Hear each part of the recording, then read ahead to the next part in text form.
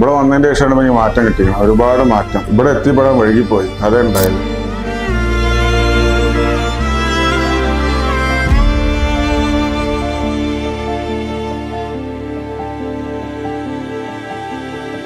റഫീഖ് ഇപ്പാക്ക് 4 വർഷമായി സ്ട്രോക്ക് വന്നിട്ട്.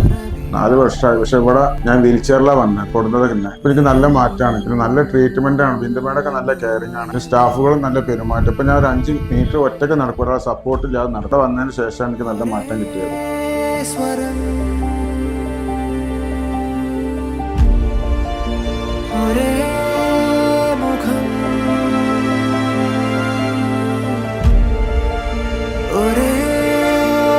മനസ്സുകൾ